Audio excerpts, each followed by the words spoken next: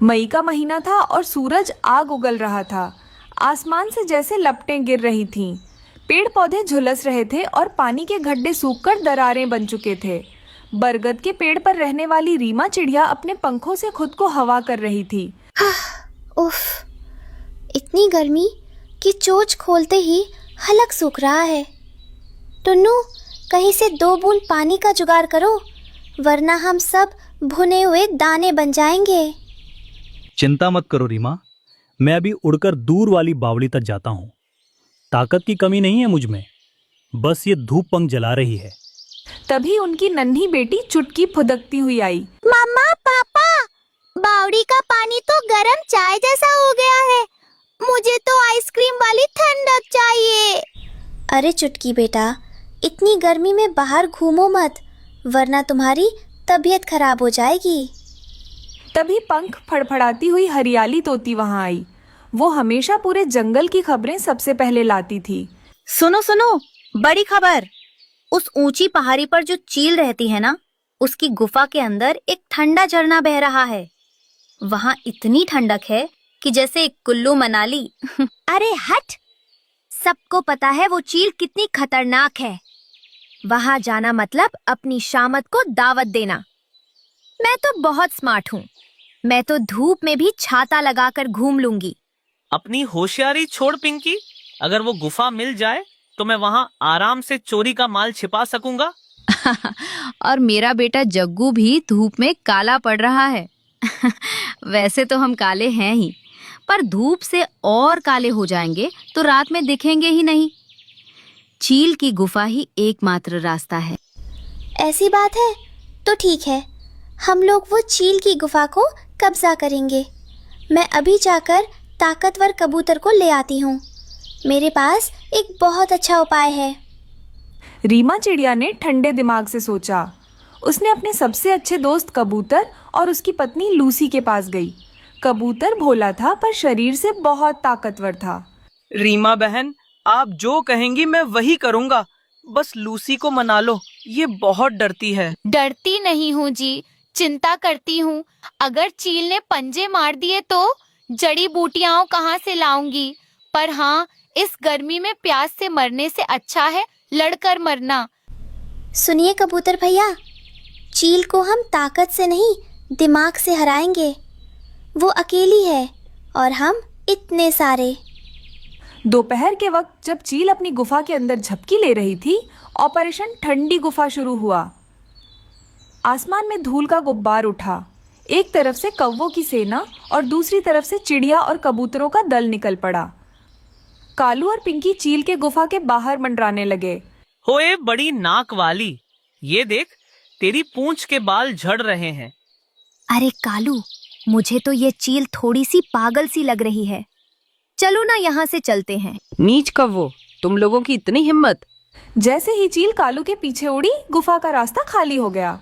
टुन्नू चिढ़ा और कबूतर ने बड़े बड़े पत्थर लुढ़काकर गुफा के एक संकरे रास्ते को ढक दिया ताकि चील आसानी से अंदर न घुस सके। अंदर प्रवेश करते ही पक्षियों को जन्नत का एहसास हुआ। झरने की हल्की फुहारें और ठंडी हवा ने उनकी सारी थकान मिटा दी। मजा आ गया माँ, अब मैं यहाँ से कभी बाहर नहीं जाऊंगी। तभी बाहर से चील की भयानक चीख सुनाई दी। वह वापस आ गई थी और गुफा के मुहाने पर चोंच मार रही थी। निकलो बाहर मेरी गुफा से, तुम छोटे पक्षियों की ये मजाल। चील रानी, ये पहाड़ सबका है। तुमने सालों से हमें डराया है, आज हम सब साथ हैं। अगर तुम अंदर आने की कोशिश करोगी तो कबूतर भाई और टुन्नू ऊपर से भारी पत्थर गिरा देंगे। बेहतर है कि तुम उत्तर की ठंडी पहाड़ियों पर चली जाओ, वहाँ तुम्हारे लायक बहुत जगह है। चील ने देखा कि पक्षी आज संगठित हैं। अकेले इतने सारे पक्षियों से लड़ना उसके बस की बात नहीं थी। वो हार मानकर दूसरी पहाड़ी की ओर उड़ गई। शाम ढल चुकी थी। गुफा के अंदर अब सुकून था। गोरी कव्वी ने पहली बार अपनी बकबक बंद की और झरने का पानी पिया। रात की चांदनी में वह गुफा चमक रही थी। रीमा, मैंने हमेशा चोरी की, पर आज पहली बार हक से कुछ हासिल किया है। ये ठंडक मेहनत की है। देखो, मेरा जग्गू और चुटकी साथ में सो रहे हैं। कितनी शांति है यहाँ। पता है टुन्नू, ताकत सिर्फ शरीर में नहीं होती, एकता और सही सोच में होती है। आज अगर हम अलग अलग रहते तो प्यास से मर जाते। आज इस ठंडी गुफा में हम सब एक परिवार हैं। बिल्कुल रीमा, और सबसे बड़ी बात, अब हमें इस गर्मी में झुलसना नहीं पड़ेगा। नफरत और डर की जगह अब वहां दोस्ती के गीत गूंज रहे थे। सभी पक्षियों ने मिलकर उस रात मीठी नींद ली और अगली सुबह एक नए ठंडे और खुशहाल जीवन की शुरुआत हुई। एकता में बल है और ठंडे दिमाग से बड़ी मुसीबत को मात दी जा सकती है। दोपहर की हल्की गर्मी थी, सूरज अपनी चमक बिखेर रहा था, लेकिन पेड़ की घनी छांव में रीमा और उसकी नन्ही बेटी चुटकी सुस्ता रहे थे। रीमा जितनी बुद्धिमान थी उतनी ही दयालु भी। वहीं चुटकी की शरारतों से पूरा जंगल वाकिफ था। चुटकी बेटा, शांत बैठो, देखो कितनी गर्मी है, थोड़ी देर सो जाओ। मम्मा, नींद तो कालू अंकल की आंखों से गायब है। वो देखो, फिर किसी की चीज ताक रहे हैं। तभी वहां पर रीमा का पति टुन्नू आ जाता है, एक भारी लकड़ी का लट्ठा लेकर। रीमा, बाहर धूप बहुत ज्यादा है, मैं तो बहुत ज्यादा थक गया। हाँ टुन्नू जी, जल्दी से आप अंदर आइए, मैंने आपके लिए मीठे फल काट कर रखे हुए हैं। तभी वहां हरियाली तोती उड़ती हुई आई। वो जंगल की खबरी थी। उसका पति तोता उसके पीछे पीछे दीवाना हुआ घूम रहा था। अरे सुना आपने, हरी नागिन आज तालाब किनारे अपनी नागमणि चमका रही है। हरियाली, तुम तो उस नागमणि से भी ज्यादा चमकती हो मेरी जान। हरियाली, अपनी जासूसी कम करो, वरना नागिन सुन लेगी। वहीं पास के पेड़ पर कालू कौवा अपनी पत्नी गोरी कव्वी और माँ के साथ बैठा था। कालू की आदत थी चोरी करने की। उसकी पत्नी गोरी बस बोलती ही रहती थी। कालू, सुना तुमने? नागमणि, अगर वो हमारे घोंसले में हो तो हम जंगल के राजा बन जाएंगे। चुप कर गोरी, मैं बस कुछ चमकता हुआ ढूंढ रहा हूँ। बेटा कालू, चोरी करना पाप है, अपनी मेहनत की रोटी खाया कर। लेकिन कालू कहाँ मानने वाला था। उसने उड़ते हुए तालाब के पास एक चमकती हुई चीज देखी। हरी नागिन वहां ठंडी रेत पर सो रही थी और उसकी नागमणि उसके पास ही रखी हुई थी। अरे वाह, ये नागमणि तो बहुत ज्यादा सुंदर है। एक काम करता हूँ, इसे अपने घोंसले पर लेकर चला जाता हूँ। ऐसा कहकर कालू ने झपट्टा मारा और मणि अपने पंजों में दबाकर फुर्र हो गया। उसे लगा ये कोई कीमती कांच का टुकड़ा है। जैसे ही कालू घोंसले में पहुंचा, पीछे से पिंकी कव्वी, जो खुद को बहुत होशियार समझती थी, आ गई। ओहो कालू, ये क्या ले आए? ये कांच नहीं, साक्षात हरी नागिन की नागमणि है। अब तो तुम्हारी खैर नहीं। अरे कालू बेटा, ये तूने क्या कर दिया? अब तो वो हरी नागिन हम लोगों को नहीं छोड़ेगी। ऐसा मत बोलो माँ, मुझे बहुत ज्यादा डर लग रहा है। तभी वहां कबूतर और उसकी पत्नी लूसी कबूतरी ये बात सुन लेते हैं। जैसे ही नागमणि का नाम सुना, कबूतर थर थर कांपने लगा। ओ बाप रे, नागिन आएगी, सबको डसेगी। मैं तो चला छुपने। अरे ओ डरपोक जी, संभल के उड़ो, कहीं चोट न लग जाए। मेरे बिना तुम्हारा क्या होगा? तभी पूरे जंगल में एक फुफकार गूंजी। हरी नागिन जाग चुकी थी। वह कभी अच्छी होती थी, कभी बुरी, लेकिन आज वो बहुत गुस्से में थी। किसकी शाम बताई है जो मेरी जान, मेरी मणि ले गया? अगर सूर्यास्त तक मणि ना मिली तो जंगल को राख कर दूंगी। जंगल में अफरा तफरी मच गई। नंदी गाय, जो शांति से घास चर रही थी, वह भी परेशान हो गई। वो तुरंत भागी भागी रीमा के पास आ जाती है और रीमा से कहती है, रीमा बेटी, कुछ करो, नागिन का गुस्सा हम सबको भारी पड़ेगा। आप चिंता मत करना माता, मैं अभी जाकर कुछ न कुछ करती हूँ। हाँ माता, आप चिंता मत करें, हम लोग अभी जाकर उस कालू से मनी लेकर आते हैं और हरी नागिन को दे देते हैं। रीमा ने स्थिति को समझा। उसने देखा कि कालू कौवा डर के मारे भाग रहा है और उसकी माँ रो रही है। कहाँ चले कालू भाई? सामान वापस करो और माफी मांगो। मुझे बचा लो टुन्नू, मुझे बहुत ज्यादा डर लग रहा है, इसीलिए मैं यहाँ से भाग रहा हूँ। कालू भागने की कोशिश कर रहा था। किसी तरह रीमा और टुन्नू मिलकर कालू को रोक लेते हैं। कालू, तुम्हारी माँ की इज्जत का सवाल है। अगर तुम अभी सच बोल दोगे तो मैं तुम्हें बचा लूंगी, वरना नागिन तुम्हें छोड़ेगी नहीं। हाँ कालू बेटा, चलो चलते हैं। मैं हरी नागिन से बात करूंगी कि वो तुम्हें कुछ ना करे। रीमा, टुन्नू और रोते हुए कालू को लेकर हरी नागिन के पास पहुंचे। चुटकी भी पीछे पीछे मणि पकड़े हुए थी, जिसे उसने अपनी चालाकी से कालू से ले लिया था। नागिन आंटी, ये लो अपनी बॉल। कालू अंकल तो बस इसे साफ करने के लिए ले गए थे, है ना अंकल? कालू ने सिर झुका लिया। हरी नागिन ने अपनी मणि वापस पाकर राहत की सांस ली। उसका गुस्सा शांत हो गया। रीमा, तुम्हारी बुद्धिमानी और इस छोटी बच्ची की मासूमियत ने आज इस चोर को बचा लिया। कालू, आज के बाद अगर किसी की चीज छुई तो मैं तुम्हें पाताल लोक ले जाऊंगी। नागिन माता, इसे माफ कर दो। रीमा बेटी, तुम्हारी वजह से मेरा घर उजड़ने से बच गया। सूरज ढलने लगा था, लेकिन अब गर्मी की जगह एक ठंडी हवा बह रही थी। पूरा जंगल एक जगह इकट्ठा हुआ। ब्रेकिंग न्यूज, जंगल में शांति बहाल। और मेरी हरियाली सबसे सुंदर। चलो कालू, अब घर चलो, और हाँ, कल से फल ही खाना, चोरी नहीं। मुझे तो पहले ही पता था कि सब ठीक हो जाएगा। मैं कितनी स्मार्ट हूँ ना। रीमा, तुम ना होती तो आज सब मुश्किल में होते। परिवार और दोस्त साथ हों तो हर मुश्किल आसान हो जाती है। नंदी गाय ने रंभाते हुए सबको आशीर्वाद दिया। जंगल में हंसी ठिठोली गूंज उठी। ईमानदारी और सूझबूझ से बड़े संकट को टाला जा सकता है। रात का समय था।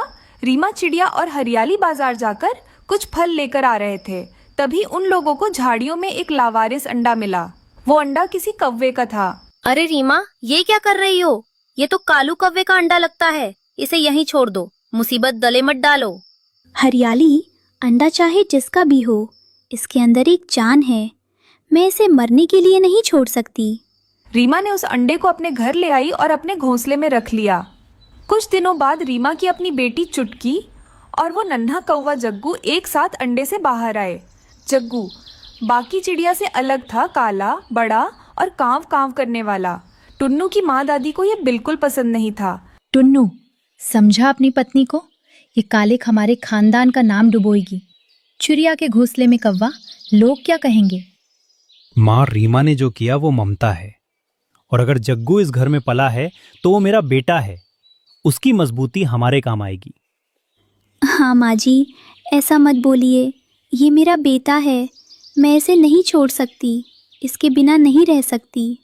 तभी पड़ोस से पिंकी कौवी मटकती हुई आई। ओहो रीमा, बड़ा शौक चढ़ा है पराया बच्चा पालने का। देखना, बड़ा होकर ये तुम्ही को खा जाएगा। आखिर खून तो शिकारी का है। पिंकी, परवरिश खून से बड़ी होती है। जग्गू वही बनेगा जो मैं उसे सिखाऊंगी। जग्गू स्वभाव से बहुत भोला था, जबकि चुटकी बहुत शरारती। भैया, देखो मेरी पूंछ कितनी रंगीन है, और आप तो बिल्कुल जले हुए कोयले जैसे हो। हाँ चुटकी, माँ कहती है कि मैं रात के आसमान जैसा हूँ, जिसमें चमकना अभी बाकी है। भोलू कबूतर वहीं पास में घर का काम कर रहा था। उसने जग्गू को उदास देखा। अरे बेटे, उदास क्यों होता है? देख मुझे, मैं भी तो धूसर हूँ, पर जंगल का सबसे तेज संदेशवाहक हूँ। तू कौवा है, तेरी ताकत तेरी उड़ान में है। भोलू, इसे ज्यादा मत सिखाओ, कहीं गिर गया तो।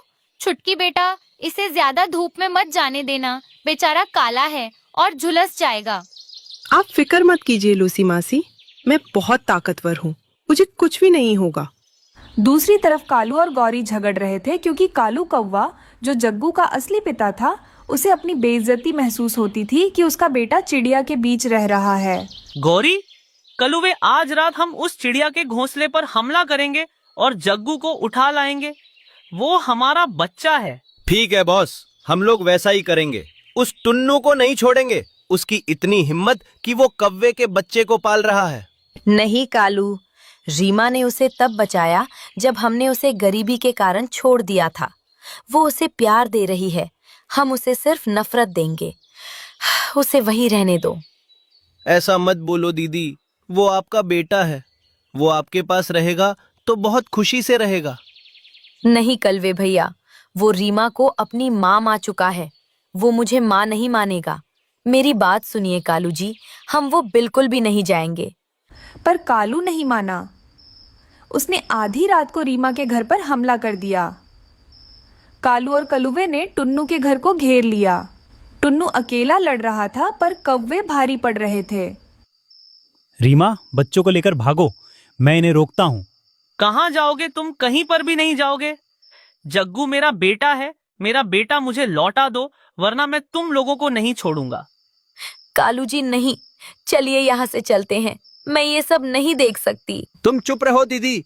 ये टुन्नू, मेरी बात अच्छे से सुन ले। अगर तूने जग्गू को नहीं लौटाया ना तो मैं तेरी छोटी से बेटी को मार दूंगा। आओ मैं भी देखता हूँ तुम मेरी बेटी को कैसे मारते हो। पंख तो लगा कर देखो। जग्गू मेरी जान है, मेरे बच्चों को कुछ हुआ ना, मैं तुम लोगों को नहीं छोड़ूंगी। रुक जाओ मम्मा पापा, मैं बात करता हूँ। सुनिए कालू अंकल, ये मेरे असली मम्मा पापा है। मैं इन लोगों को छोड़कर तुम लोगों के साथ बिल्कुल नहीं आऊंगा, क्योंकि यही मेरी असली परिवार है। तुम लोगों ने तो मुझे छोड़ दिया था ना, तो तब इन्हीं लोगों ने ही मुझे अपनाया था। अब मैं बड़ा हो चुका हूँ, पर मैं मेरे परिवार को छोड़कर किसी के साथ भी नहीं जाऊंगा। मैं आखिरी दम तक इन लोगों के साथ ही रहूंगा। मैं आपकी विनती करता हूँ, यहाँ से आप लोग चली जाइए। यह सब सुनकर कालू और गोरी वहीं पर रोने लग जाते हैं और अपनी गलती मानकर अपने बेटे को वहीं पर ही छोड़कर वहां से रोते हुए चले जाते हैं। उसकी बातें सुनकर दादी की आंखों में आंसू आ गए। मुझे माफ कर दे जग्गू बेटा, मैंने सिर्फ तेरा रंग देखा, तेरा दिल नहीं। तू तो इस घर का सबसे मजबूत स्तंभ है। अब कोई मुझे परेशान नहीं करेगा, क्योंकि मेरे भैया बहुत ताकतवर है। देखा टुन्नू, प्यार की कोई जाति या प्रजाति नहीं होती। जग्गू मेरा बेटा था, है और रहेगा। आज से इस जंगल में ये मिसाल दी जाएगी कि एक चिड़िया ने न सिर्फ कौवा पाला, बल्कि उसे एक चिड़िया जैसा दिल भी दिया। सभी पक्षी चहचहाने लगे। यह कहानी साबित करती है कि कोई जीव कैसा बनेगा, यह उसके खून से ज्यादा इस बात पर निर्भर करता है कि उसे संस्कार और प्यार कैसे मिले हैं।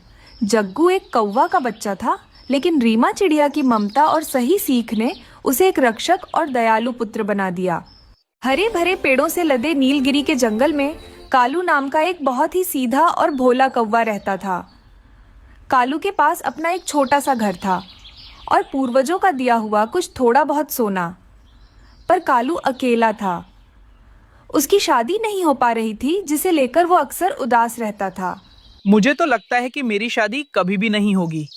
मैं तो अकेला ही हमेशा हमेशा के लिए रह जाऊंगा। तभी वहां पर रीमा और उसका पति टुन्नू आ जाते हैं। कालू भाई, आज फिर उदास? क्या बात है? खाने में कुछ कमी रह गई क्या? नहीं रीमा, खाने की कोई कमी नहीं है, बस घर सूना सूना लगता है। सबकी अपनी गृहस्थी है और मैं यहाँ अकेला ही कांव कांव करता रहता हूँ। हिम्मत मत हारो कालू, तुम मजबूत हो। वक्त आएगा तो खुशियाँ खुद चल कर आएंगी। तभी वहां से जाते हुए लूसी और उसका पति कबूतर आ जाते हैं और वो कालू से कहते हैं, अरे भाई, खुशियाँ क्या, पूरी बारात आएगी। मैंने तो सुना है कि पास वाले बरगद के पेड़ पर 2 नए मेहमान आए हैं। बहुत बातें करते हैं, सुंदर भी हैं। शायद तुम्हारी बात बन जाए। अरे धीरे बोलो, कालू बेचारा वैसे ही परेशान है। कालू भैया, तुम चिंता मत करो, मैं तुम्हारे लिए आज ताजे फल लाई हूँ, पहले तुम कुछ खा लो। तभी जंगल में पिंकी नाम की एक चालाक कौवी और उसका भाई कलुआ कदम रखते हैं। उन लोगों को आते हुए तोता देख लेता है और वो कहता है, अरे ये 2 कौवे यहाँ हमारे जंगल पर क्यों आए? मुझे क्यों इन लोगों पर शक हो रहा है? तोता उन दोनों का पीछा करने लगता है। वो 2 कौवे सीधा कालू के घर पर चले जाते हैं और उससे बातें करने लगते हैं। उनकी नजर कालू के सोने और सीधेपन पर थी। नमस्ते कालू जी, हमने आपके भोलेपन के बड़े चर्चे सुने हैं। क्या आप हम जैसे अजनबियों को अपने सुंदर जंगल में जगह देंगे? हाँ भाई, मेरी बहन को आप बहुत पसंद आए। अगर आप कहें तो हम इस रिश्ते को आगे बढ़ाएं। मुझसे शादी? क्या आप सच कह रहे हैं? दाल में कुछ काला है। इन दोनों की आंखों में चमक लालच की है, प्यार की नहीं। मुझे रीमा को बताना होगा। शादी की तैयारियां शुरू हुईं। भोला कालू अपनी पूरी जमा पूंजी और सोना निकाल लाया ताकि पिंकी को खुश रख सके। रीमा को शक था, पर कालू की खुशी देखकर वो चुप रही। अरे वाह पिंकी, ये सारे जेवर पहनकर तो तुम बहुत खूबसूरत लग रही हो। आपका बहुत बहुत धन्यवाद कालू जी। कल मैं हमारी शादी में ऐसे ही सारे जेवर पहनकर जरूर आऊंगी। कल आप भी समय पर पहुंच जाना। ऐसा कहकर वह लोग सारे अपने घर लौट आते हैं, मगर रीमा तो बहुत चिंतित थी। रीमा, देखो, आखिर मेरा भी घर बसने जा रहा है।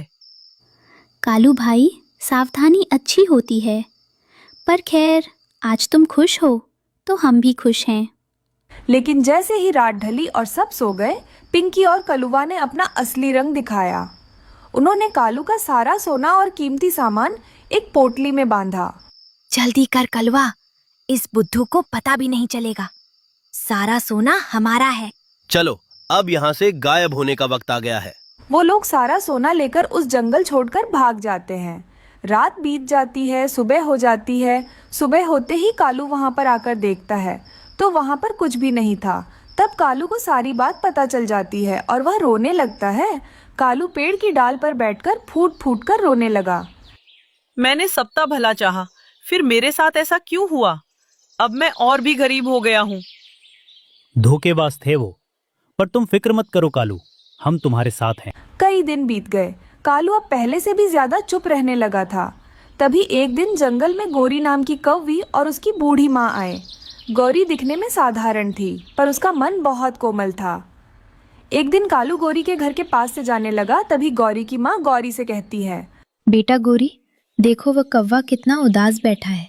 जाओ पूछो उसे क्या दुख है। ठीक है माँ, मैं अभी जाकर उसे बात करती हूँ। आप रो क्यों रहे हैं? क्या मैं आपकी कोई मदद कर सकती हूँ? मुझसे दूर रहो, मैं एक बदनसीब कौवा हूँ। मेरे पास न धन है न किस्मत। धन तो पंखों की धूल है, आज है कल नहीं। पर आपकी आंखों में जो सच्चाई है वो बहुत कीमती है। अगले कुछ दिनों तक गौरी रोज कालू के पास आती। कभी उसके लिए खाना लाती तो कभी उसे हंसाने की कोशिश करती। धीरे धीरे कालू को एहसास हुआ कि गौरी उसे उसके सोने के लिए नहीं बल्कि उसके अच्छे दिल के लिए पसंद करती है। रीमा और टुन्नू ने देखा कि कालू फिर से मुस्कुराने लगा है। उन्होंने तय किया कि इस बार वे कालू का घर बसने में देरी नहीं करेंगे। पूरा जंगल इकट्ठा है। कालू और गौरी एक साथ बैठे हैं। आज मुझे खुशी है कि कालू भाई को वो मिला जिसके वो हकदार थे, एक सच्चा साथी। बिल्कुल सही। पिंकी चोर थी पर गौरी हीरा है। खबर पक्की है। कालू भैया, आज तुम्हारी माँ होती तो बहुत खुश होती। गौरी, इसका ख्याल रखना, यह दिल का बहुत अमीर है। गौरी, मेरे पास तुम्हें देने के लिए कोई जेवर नहीं है।